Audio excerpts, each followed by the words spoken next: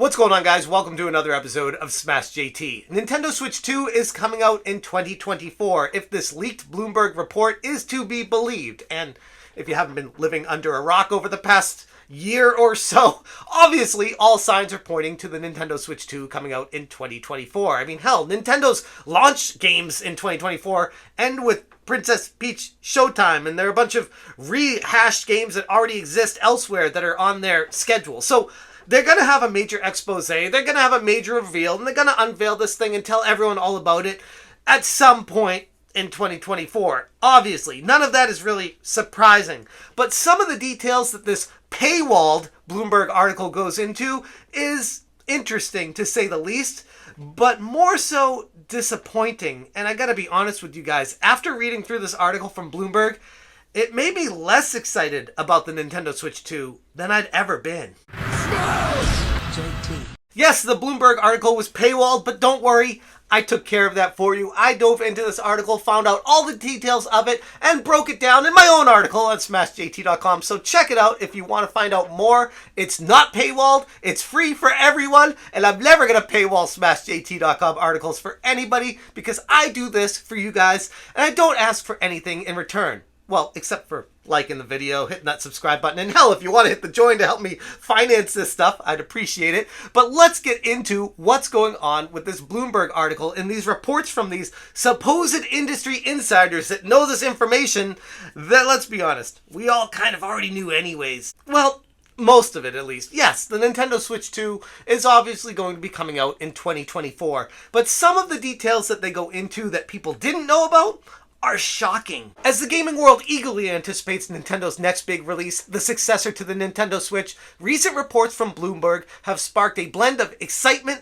and skepticism among fans. The new console, rumored to feature an 8-inch screen, which is great, until you hear it's an LCD screen, and then you wonder why. Why, Nintendo? Why can't you go with the OLED? You know, the OLED one that you improved the original Nintendo Switch with? That one? Why not? Oh, because of cost-saving measures, and you want this to be a success out of the gate. I get it, but it feels like a big step backwards with the inevitable step forward down the road for a revision of this next console coming out. And it's just like, can't we just do it right the first time? And yeah, it's going to cost a little bit more money, but at the end of the day, can't you just put better tech into something and make it maybe $50 more expensive like you did with the regular Switch? Is that so much to ask? Clearly, it is. But I'm going to dive more into that as we go further into this video. Back to the information from the Bloomberg article. Japan-based Omida analyst Hiroshi Hayase suggests a significant increase in amusement displays production in 2024, primarily attributed to this new Nintendo console. Hayase's expertise in the display industry adds credibility to his claim, but it also raises questions about Nintendo's strategic choices.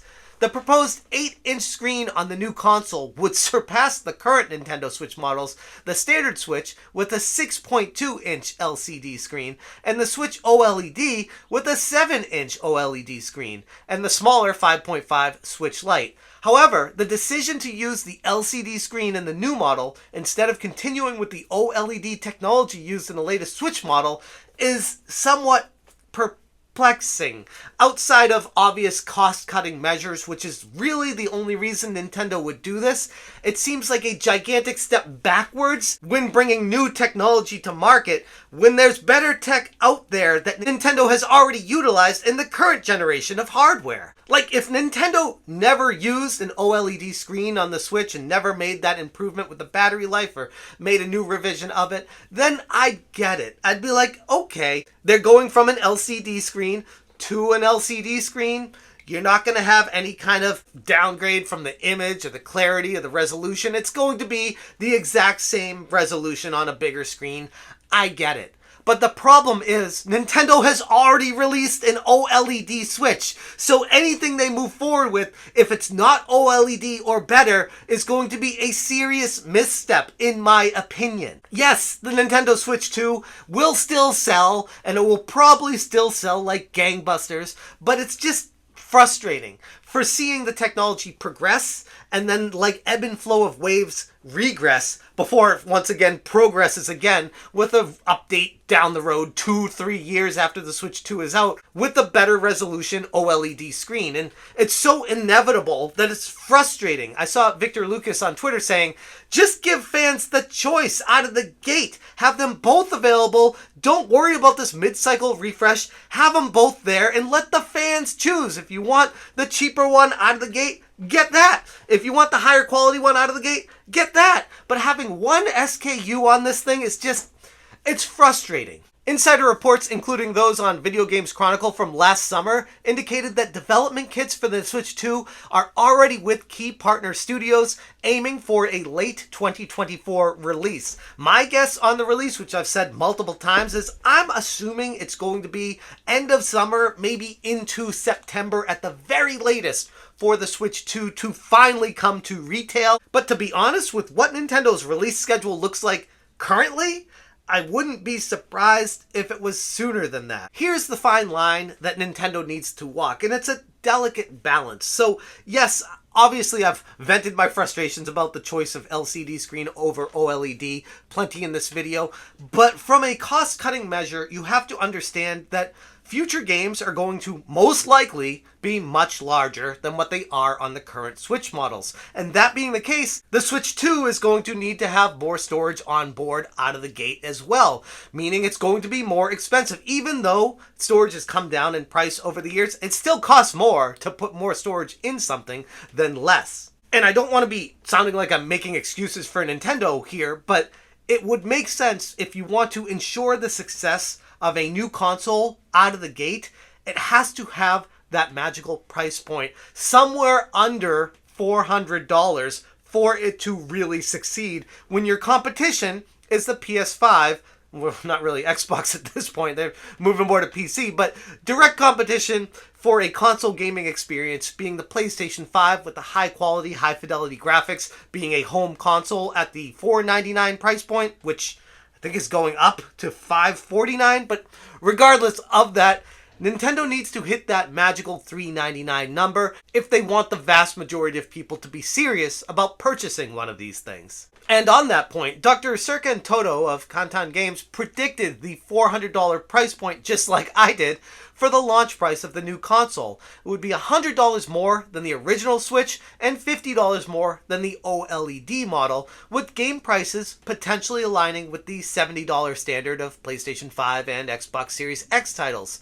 The pricing strategy hints at Nintendo's effort to balance affordability with the rising costs of advanced gaming technology. And again, I know it sounds like I'm making excuses for them, but from a business perspective, this is the delicate fine line they have to walk to make sure they do everything possible to ensure success out of the gate. They don't want another Wii U situation happening. They don't want another Virtual Boy situation. Those can be devastating in the modern era for a gaming company. No matter how much money they have in the bank, it is a huge blow. The years of R&D that goes into making the new console, everything that's put into it, the games that are coming to it, all the work surrounding it, Nintendo needs to make sure they put this thing in the best position to be successful. As a gaming enthusiast and someone who values technological advancements, the choice of the LCD screen over the OLED in Nintendo's next console feels a bit of a mixed bag. While potentially it makes the new console more accessible to the masses price-wise,